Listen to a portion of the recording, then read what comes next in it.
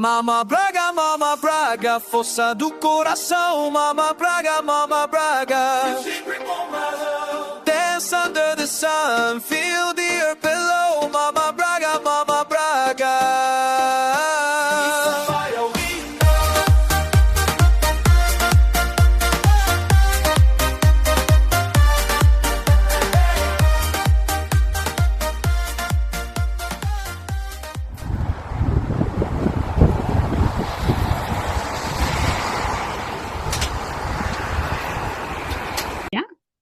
Hi, I'm Melanie for Momma Braga Unfiltered, and today's guest is a powerhouse in the world of creativity, community, and small business empowerment. She is the visionary founder behind Maker Market Collective. Hope I'm saying that right. Yes. A vibrant hub that champions local makers, celebrates craftsmanship, and creates meaningful spaces for entrepreneurs to shine. Marissa has built more than a brand. She's built a movement. Through her leadership, Maker Market Collective has become a thriving ecosystem where artists, creators, and small businesses feel seen, supported, and inspired. Her passion for community building is matched only by her talent for curating unforgettable market experiences that bring people together in the most authentic way. She's innovative, she's driven, and she's redefining what it means to uplift local talent. And today, she's here to share her journey, her mission, and the heart behind the collective. Please welcome the incredible Marissa of Maker Market Collective to Momma Braga Unfiltered. Get ready because this conversation is going to be full of energy, insight, and inspiration. Wow. Thank you. That's one hell of an introduction. Thank you. I was practicing this, and then when I was saying the Maker Market Collective, I'm like, okay, I got to say it slow. It's a mouthful. It is, and it's like, blah, blah. So yeah. Okay. In the beginning, it was definitely a mouthful for me, but now 4 years later, it kind of rolls off the tongue pretty easily. And I need to practice more. A lot of people are not aware of this, but Maker Market Collective, MMC, it's actually my initials. Oh, wow. Yes. I didn't even know that. Caserta. Wow. Yes. Look at that. So little hidden Easter egg there. Oh, that's fantastic. That's even a question that I didn't have, and you just provided some great insight. I think I've had one person who caught that. Really? Yeah. I have to ask now. Who? It was one of my coworkers, actually. Oh, wow. Yeah. Not even a family member. Yeah. That's so amazing. Yeah. That's so good. So let's get started. What was the spark that inspired you to create Maker Market Collective, and how did that first idea evolve into what it is today? But for those who don't know, it started off as doing markets in the communities. Right. So how it all started, kind of got to backtrack here about 6 years, think pandemic times. So prior to Maker Market Collective, I was doing freelance work with my other business, ID Inspired Designs, where I designed wedding invitations, event invites, all that sort of stuff. And then the pandemic hit, and we all know what happened there. Everything came to a screeching halt. I was sort of going through a creative withdrawal because I've always needed to have a separate creative outlet from my 9 to 5. That's when Procrasti-Queen was born, which is yet another business of mine. Procrasti-Queen was just an opportunity for me to do some crafting. I made things like keychains and signs and custom bags and all kinds of just fun stuff. Then as things started to lighten up during the pandemic, I decided, hey, I want to participate in vendor markets. Only problem was there wasn't really any in Mississauga. Everything was outside of Mississauga, and I wanted to sell where I live. So I made the decision that, okay, it doesn't exist. I need to create it. Mm-hmm. I started hosting pop-ups in Mississauga. I actually held my very first pop-up May of 2022 in Clarkson, which is right where I live here in Mississauga, the Clarkson Road Presbyterian Church. And that sort of got things started. It became pretty popular pretty quickly because much like myself, there were a lot of other small businesses in Mississauga that didn't have an outlet to sell at in Mississauga. So it gained some traction. Then naturally, progressively, I decided, oh, it would be really nice to sell my stuff in stores. And I started looking around at other multi-vendor shops that existed. And again, there wasn't any in Mississauga at the time. There were a couple that kind of came through. Unfortunately, they didn't stick around very long. I feel like a big part of that was location. One was in sort of like an industrial area. One was on a lower level and not street level. So it didn't really work out. I was a vendor in one of those two shops, the one in the industrial area. And unfortunately, things didn't go very well. There were a lot of things that the owners didn't do that they should have, things like advertising. A lot of people didn't know the shop was there, that it existed. So that was sort of a short-lived thing. And then after that, I tried a shop in Oakville and same sort of similar situation. Being in the shop sort of planted this seed of maybe one day I can have a shop like this. And, I started looking at real estate listings and all that sort of stuff just to kind of get a feel for what was going on. And I knew I wanted to be in the community where I lived, or at least close to. So I live in Clarkson. Port Credit is just outside of Clarkson. Port Credit was always sort of my number one choice. And when I tell you what happened for me to get this space was kismet. I don't know how else to explain it. I just happened to be scrolling on social media one day. I was on Instagram, and Lucy from Zest for Living, who was the previous tenant here in our space, had posted a video that she was looking to retire. She was hoping to find the right business to take over the space, take over the remainder of her lease, and she wanted to have a part in picking who was going to take her space. She didn't want another restaurant or barbershop or coffee shop to kind of come in. She wanted it to be some kind of community retail. I sent her a message. We connected and had coffee. I explained to her what my hope was, what I really wanted to contribute to the community, and how I wanted to not just add to the community, but bring community together. She loved the idea. I know she spoke with other businesses. We made the cut. Wow. Met with the landlord. He loved the concept as well, too. And thus began the journey. Things happened really quickly. We signed the lease in November of 2024. We took possession February of 2025. Oh, wow. We opened our doors. Soft opening March 1st of 2025 with our grand opening following on the 22nd of March. Which I remember that because we were here. Yes. And like I said, very quickly, we did our best to try and open things up as quickly. Fortunately, having such strong ties to the vendor community, I had a lot of vendors who were very excited to participate. Again, they wanted to sell in a shop in their community in Mississauga, and a good chunk of our vendors are from Mississauga. So by the time we did our grand opening, we were at about 62 vendors. Oh, wow. Now we are at about 78 or 79 vendors. Oh my goodness, it's a lot. Yeah. Huge jump. Yes, it is. And you just celebrated 1 year. We just celebrated 1 year a few weeks ago. Wow. So it's very exciting. And I guess technically this month of April, which is when I would have registered the business, that was 4 years ago. Wow. See? Yeah. Look how quick things change. Yes. If somebody 4 years ago would have told me I would be in this position right now with the shop of my dreams, I never would have believed them. Yeah.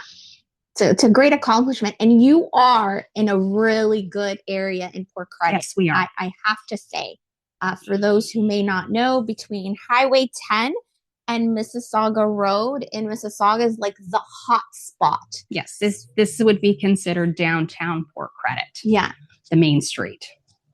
So you probably get lots of foot traffic coming in, browsing. We do get a lot of foot traffic, especially when the weather is really nice. I would say from like May to about end of September, beginning of October, it is a pretty well-visited spot by tourists, which, I mean, I've lived in Mississauga almost all of my life, and I never realized just how much of a tourist spot Port Credit was until having the shop. Yeah.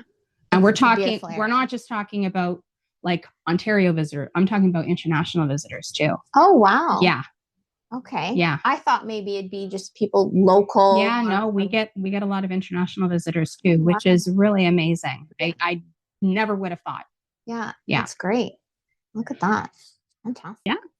So talking about your shop, it brings together so many talented makers and all sorts of different type of makers. So it's not just like you have only one specific skill or talented person that sells their products here. But what values guide you when choosing who becomes part of the shop family?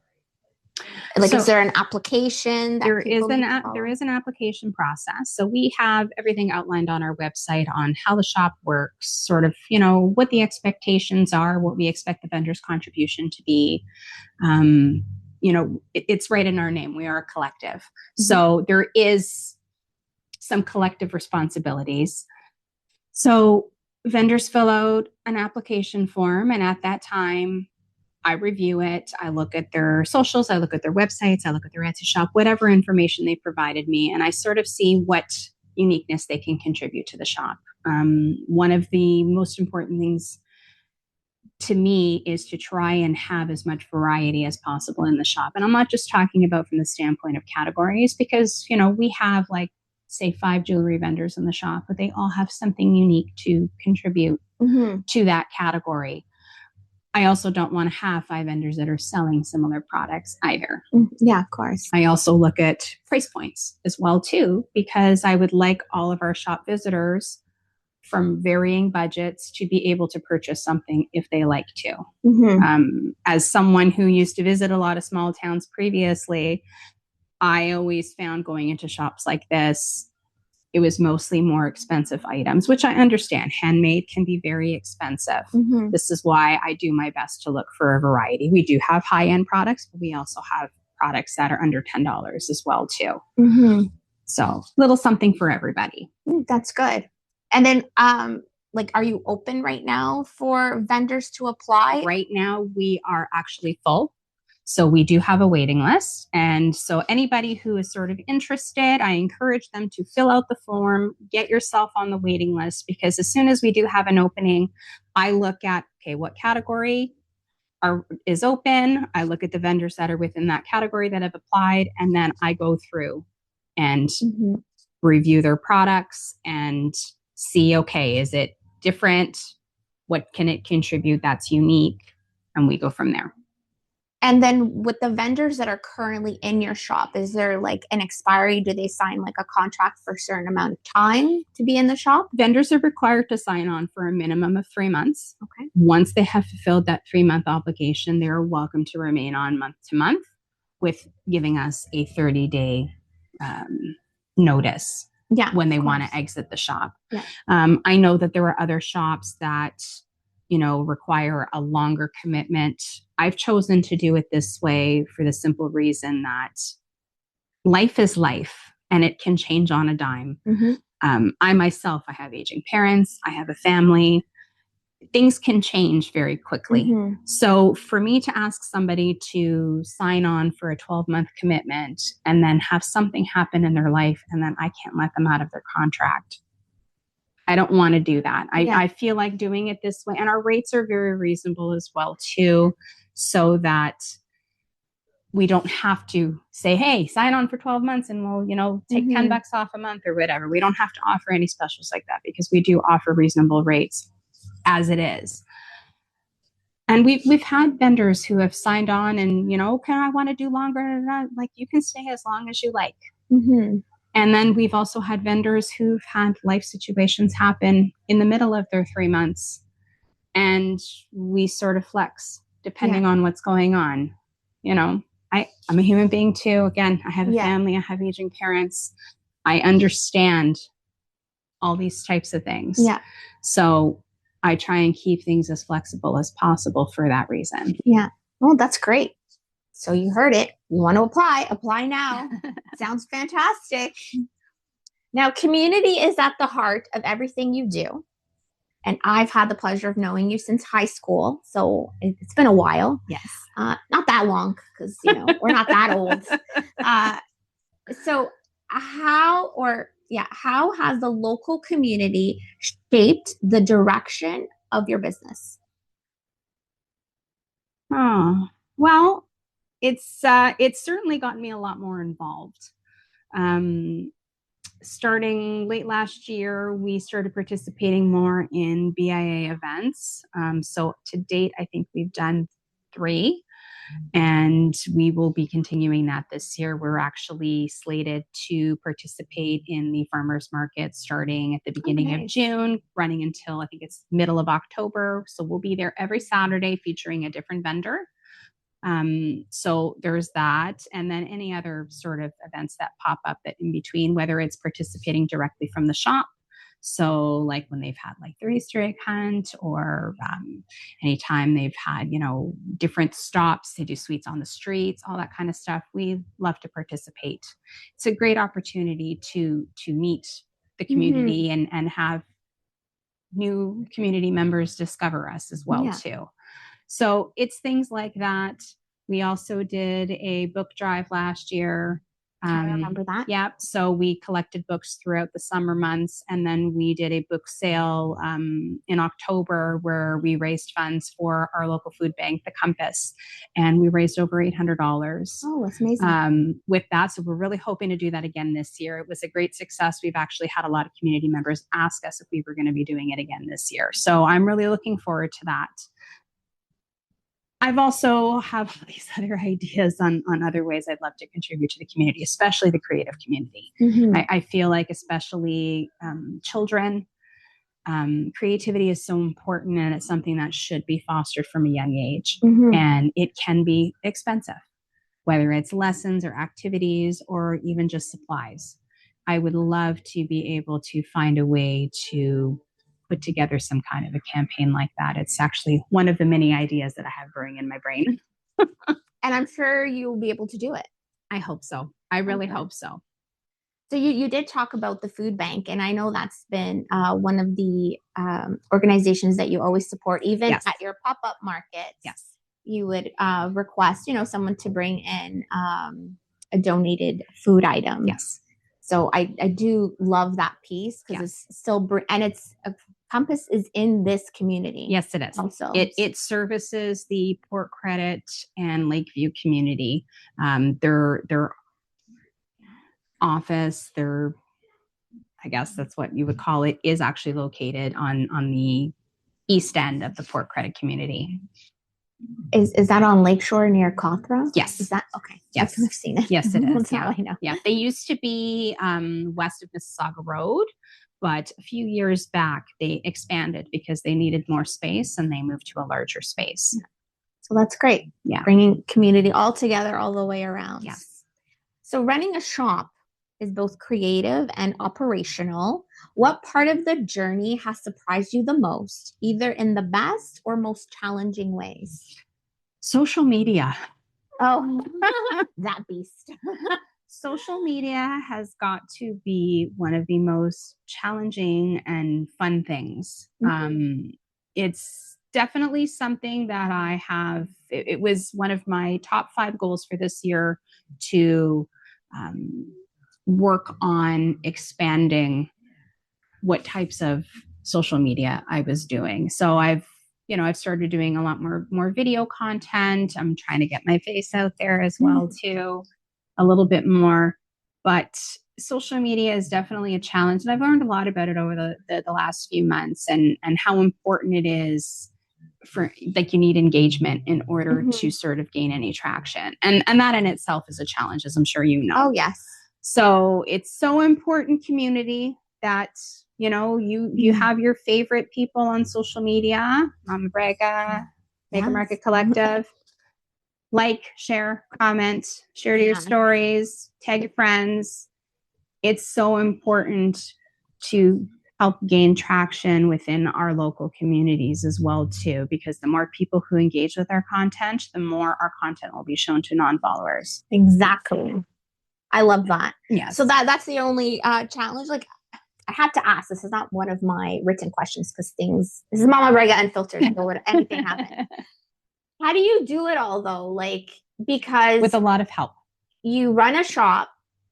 You're still a graphic designer. I am, yes. And you're a mom. Yes. And you have family and friends. Do you squeeze in any me time? When I'm sleeping? No, I'm just kidding. Do you sleep? I do, not very well, but I do. I am one of those people that I do better when I'm busy. Mm-hmm. When my mind is quiet, it's not always a good thing. So that's why the pandemic was pretty challenging for me, because there was way too much downtime. Yeah. But so I've always thrived having multiple things on the go. Even as a young adult, I always had more than one job. Mm-hmm. I've been doing freelance work since I got out of college, which was like way too long ago. We don't need to. No, it was yesterday. Yeah, it was yesterday. It was yesterday. I've always done some kind of freelance work. I still do freelance work, whether it's for small businesses. I still do invitations occasionally for, past clients. Mm-hmm. It's not necessarily something I advertise per se, but I do help out even some of the businesses here in our shop who are looking for a rebranding, or if they need new business cards or a banner or any of that sort of stuff. I sort of feel like it goes hand in hand with what I'm doing here, trying to help these small businesses build their brands and foster that relationship in the community further. That's great. But I mean, I have help. I don't do this alone. I know it seems like I do it alone. My partner, Michael, I would not be able to have this shop without him. He has taken on a big brunt of the home stuff, the kids. He takes the kids to and from school every day. He, when I'm here in the shop in the evenings, he's at home. He makes dinner for them. He makes sure that they have what they need. Mind you, they're all older. They're all teens now. So, there are some nights where you can fend for yourself for the evening, kind of a deal. But as far as me time goes, over the last year and a bit, there hasn't been a ton of it. Now, I'm hoping as things grow and change, we'll be able to, hire staff. This way, maybe I don't have to be here every day. That will be difficult for me because I'm a little bit of a control freak. I understand. Yeah. It's challenging at times because I know that there's been times where like Mike has been here at the shop during the day or on evenings where I can't be here. And I'm like, what sold? What did this? Did you fix the shelves? Did you do this? Did you do that? And it's nothing other than I just need to be in control. So I know that will be something that will be difficult to do, but in order to be able to continue to grow and thrive, I know I'm going to have to at some point make that step. But this is almost like your me time because you enjoy it so much. I do. It's not like it's stressful for you. It really isn't. I mean, like as you mentioned, I have a full-time job that I work during the day, Monday to Friday as a graphic designer. And, I go from that to this. And I've had a lot of people ask me, like, aren't you tired by the end of the day? And I'm like, honestly, those 4 hours that I get to be in the shop in the evening, I really enjoy it. Whether it's me doing social media stuff or doing admin paperwork or payouts or invoicing or whatever needs to be done, cleaning. A lot of time I do the cleaning on the weekends. I enjoy it. Like it's different. I think because this is, for me, this is mine. It's different. Yeah. So, I guess I've never looked at it like that. I guess it kind of is my me time. Oh, see, look at that. Momma Braga providing some insight. Yes. So maker spaces often become safe spaces.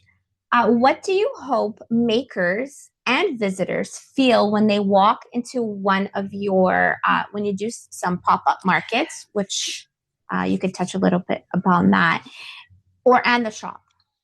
So what is it that you hope they feel when you enter? I just hope that they feel welcome, and I hope that they feel comfortable.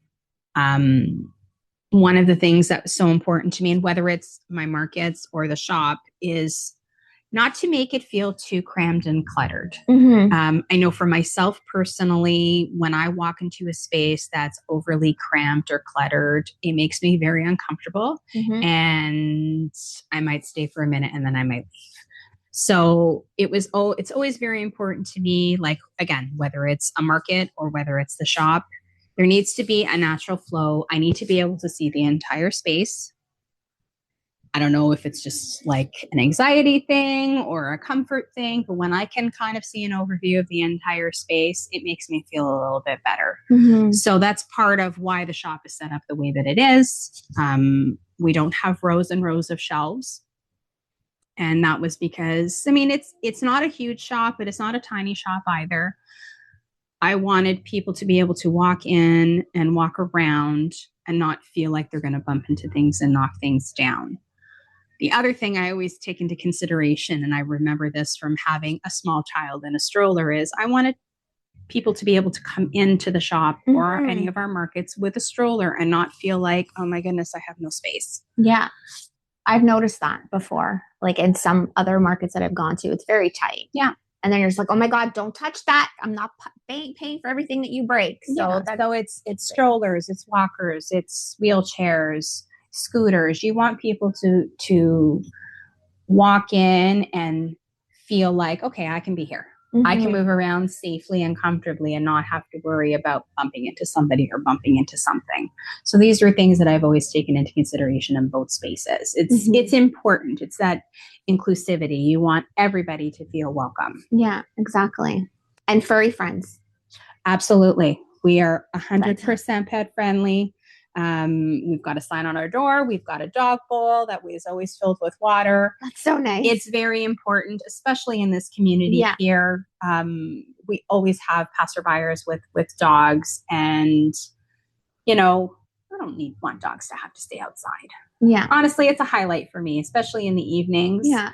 When someone comes in with a dog, because then I can, pet them and all that sort of stuff. So it makes me happy. It would make me happy too. Yes. I'd be like, come on inside. Exactly. Yes.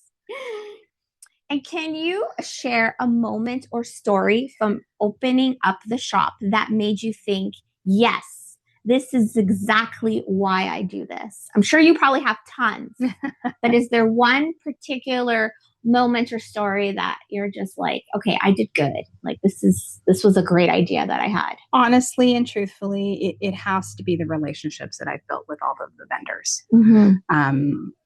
I have met so many incredible people on this journey, even going back to when I started hosting markets 4 years ago. A lot of them have become friends of mine as well too. And I mean, I don't feel like there's much more I could ask for than that. The plan was to, try and build something, a safe space where we could lean on each other, become an actual community. And I feel like that has really happened. There are a lot of the vendors in the shop who do know each other from my markets, and who are now vendors here in the shop. And a lot of them have been day one vendors who've been here since when we first opened. And that connection is something that means so much more to me than anything else. Mm-hmm. It's genuine. We root for each other. We are biggest cheerleaders, and we just want to see each other win. Yeah, that's great. You have built a wonderful community. You have been so kind in allowing Nikki to sell her bracelets at your markets and even at your opening. And we've made such great friends at the markets. And then when we were here at the shop, everyone's so nice. And yeah, they uplift everybody. Absolutely. So even if you're like selling like maybe a somewhat similar product, there's still that support for each other. So love that. Absolutely love that. And Nikki loved it too, even though she's still a little bit shy, but she's at that preteen phase. It's a little bit harder, but especially with kids, I just feel like it's so important to foster that from young, whether it's a creativity thing or even just on the social side of things. I mean, it's important to show them that, hey, you want to do something, you can do it. Yeah. You can do it. And there are people out there who are going to support you. Yeah. So it's like I've had Girl Guides in here selling cookies as well too, which we did last year. And I'm hoping to do that again this year. Like, to me, it's just all about community, and one sort of motto that has always stuck in my head from day one, even from my market days. It's community over competition. Mhm. There is so much room for everybody Yeah. to succeed. Yeah. You know, the world is such a big place. You know, even if another shop were to open up like this here in Mississauga, I would be a cheerleader for them. You know, maybe we could even collaborate. Yeah. Who knows? Like, Yeah. for me, I'm not the type of a person who doesn't want to see others succeed. I do. It's important. And there's more than enough of everything for everyone. Yeah, of course. I agree. Wholeheartedly. Oh my goodness. See, this is like the third time I'm saying in an interview. English is not my first language, people. It's not. It's not. They know that as soon as they sign up for Momma Braga, they know, okay, she's Portuguese. But at least people understand what I'm saying. So looking ahead, what dreams or expansions do you envision for Maker Market Collective, whether big, bold, or beautifully simple? Okay. So one of the things that is, I guess, top of my list as far as growth goes is I really want to host workshops. So as it is right now, we've hosted some mini kids workshops in the back room of our shop. Jessica from Jessica's Crafty Corner has hosted, I think, 3 so far. We did a Christmas one, we did a Valentine's Day one, and we did an Easter one, and it was a hit. Oh, that's nice. Where we had, you know, I think it was between 4 and 6 kids show up for each of them, and it's a start. I see. I mean, and right now it's children because that's sort of what we have space for. But my hope is to take our lower level. The shop has a really large basement and it needs some TLC. You know, I'd love to renovate it, finish up the floors, finish up the ceilings, get some better lighting down there. This way we can hold some larger scale workshops and community events. We've got lots of vendors who are very interested in hosting workshops, whether it's candle making, soap making, crocheting for beginners, jewelry making. Oh, that's great. All kinds of different fun stuff. And I'd love to host stuff for all ages, you know, for kids, for teens, and for adults. And I sort of envisioned it to become even more of a gathering place, right? Yeah. The shop already is bringing the community together. It's sort of another way to expand on that idea. As it is right now, the lower level is currently being used by my partner, Michael, for his business. He's expanded. He's already turned it into a community gathering space on some level. He hosts table games, 40K, Warhammer, that kind of stuff. And he's hosted a couple of tournaments that have gone really well. So as it is, the space is already sort of being used in that capacity. And I know we're both hoping to be able to renovate the space. It would benefit both of us. Yeah. And we could. And the community. Yes, absolutely. It would continue to grow that concept of community gathering. Oh, I love that. That's fantastic. Oh, my rapid question. We are going to take, if Marissa allows us, we're going to take a tour of the shop so that everyone can see some of the items here. And where can people find you? What is the official address here? Okay, our address is 113 Lakeshore Road East. We are located at the corner of Helene South and Lakeshore Road.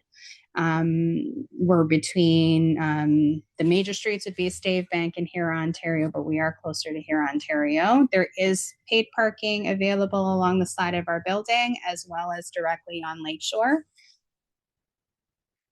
Yeah, easy to find. Beautiful place to visit. Just look for the purple sign. Yeah, exactly. And we are going to do our rapid questions. This is my favorite part because it's just like random questions. So 1, coffee, tea, or something totally unexpected? Flavored coffee is actually my hot drink of choice. I love French vanilla, instant coffee from Nescafe. Oh, look at that. Yes. See, I wouldn't have picked me. It's McDonald's coffee. Well, I'm drinking McDonald's tea today. Oh, but. See? 2, your go-to hype song when prepping for a market or before opening up the shop. Like, do you I have to listen to music. Anything Britney Spears, Oh, because I there you love go. Britney Spears, or sometimes Taylor Swift. Oh, there you go. Yes. I was expecting a wrestling entrance there. Yeah, no. Marissa likes wrestling. I do like wrestling. Number 3, one maker skill you wish you had. Oh, there's a couple. I've always wanted to learn how to do glass blowing. Oh, Glass blowing is something I find so fascinating. Just I've watched so many videos and seen so many different demos and TV shows, and it's something that I've always wanted to try, and maybe one day I'll get around to taking a workshop or something for it. But glass blowing is definitely one, and ceramics, pottery. Oh, nice. I just find it so fascinating to watch, even just watching the videos of how they make the different shapes and all that sort of stuff. It reminds me of that movie. Ghost. Yeah. Every time someone says that, I think of Ghost. Yeah. I love that movie. Okay, 4. Nikki actually really likes this question. So when I was brainstorming with her, she's like, oh, Mom, that's a really good one for Marissa. Favorite smell? Candles, baked goods, or fresh woodwork? And you've had all of these in your markets. I'm not sure about the inside shop yet, but we'll see soon. So I'd have to say one of my favorite market scents would have to be the Haitian patties. Oh, food. Yes, that Martine makes. So Martine is one of our regular food vendors at our markets, and she makes the most delicious Haitian patties. Flaky on the outside, delicious on the inside. And now I'm hungry. My favorite is the beef, but they come in all sorts of different chicken, cod, and just the smell of them, because normally she takes the kitchen space at the venues, and she brings them and she bakes them fresh in the oven. So the smell just fills the venue, and it's a great aroma. So that's probably one of my favorite scents. Oh, that's good. Right there. Yes. And 5. If Maker Market Collective had a mascot, what would it be? Nikki suggests herself. Just letting you know. If it had a mascot, what would it be? I don't know. Any type of animal or something that would encompass it all. What do you think? I don't know if it would be something art related, like a paintbrush, or like something like that. Yeah. I guess, yeah. A paintbrush. Yeah. Put it all together. Collective. Yeah. Yeah. That's wonderful. Is there anything else you'd like to share that we haven't touched upon?